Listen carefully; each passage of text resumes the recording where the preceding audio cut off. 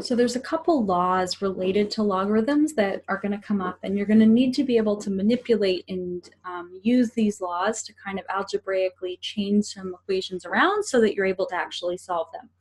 So the first law here, I want you to sort of see log base b of x plus log base b of y. So I want you to notice the two bases are the same, right? And they're being added together. Okay. So if that's the case, then we can take that and rewrite that as log base b, and then we can take this x here from the first and this y, and we're going to multiply them together. Okay, so the rule is as long as the bases are the same and they're adding, you're going to take the insides and multiply them together. And I always get questions from students of, well, why is that true? You just told me that. And I'm not going to really be able to give you a very thorough explanation about why now, but I can sort of anecdotally show you that it's true. So if I had log base 2 of 4 plus log base 2 of 8, okay? Remember the log base 2 of 4 that we're saying 2 to the power of what gives me 4, right? Well, 2 to the power of 2 gives me 4, right? So log base 2 of 4, if you were to plug that into a calculator somewhere, the answer is 2, right? And log base 2 of 8 is 2 to the power of what gives me 8? Well, that's 3, right? So 2 plus 3, right? That should end up giving me 5, right? So if I wanted to rewrite this in terms of a log, right? Log base 2 of what gives me 5? Well, the answer is 32, right? 2 to the power of 5 gives me 32, and that 32 there is actually 4 times 8, right? So it's not just doesn't necessarily prove to you why this works all the time, but it's at least an example to kind of prove to yourself that this law holds true, at least under this circumstance. Okay, so moving on, the next law here looks very similar, right? The log bases are both the same, but instead here I've got a minus sign, okay? And the rule is if we have a minus sign, then we're still going to have, when we want to rewrite it as one log, we're still going to have log base b, but we're going to divide the two insides, okay? And again, I'm not going to be able to, really prove to you why this law works, but if I had, log, let's make it 100 or 1,000 minus the log of 10. Okay.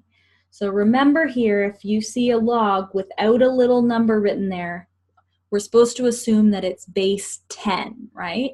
So 10 to the power of what gives me 1,000? Well, the answer to that question is 3, right? Okay.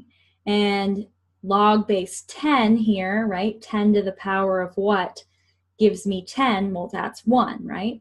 So 3 minus 1 gives me 2. So I should get 2 here. And if I use my log law here, right, I've got log of, and then this should be 10 to the power of 2 is 100, right? And 100 is the same thing as that 1,000 divided by 10. Okay, so anecdotally that law works. Okay, the last log law is going to come up and be really, really important. Okay, so what you're going to notice is there's only one log here. Okay, log base b, right? But inside the log function, there's x to the exponent of a, right? And so sometimes that a sort of is getting in the way of things, right? And so sometimes it makes sense that a, we can take it and we can pull it outside in front. Okay. So let's go down here. So we can rewrite this as a times the log base b of x, okay? And so depending on the context, sometimes we'll want to take the a and pull it outside, so rewrite it from here to here.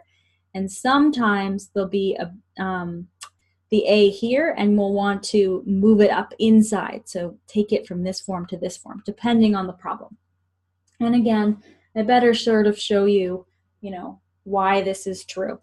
Okay, so and maybe not y, but an antidotal example. So we've got 2 to the power, or 2 times log base 7 of 9.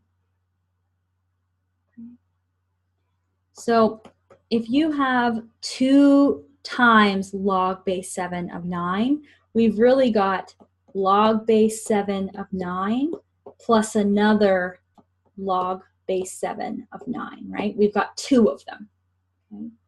And then we can kind of think about that this here, right, looks very similar to that first log law, right?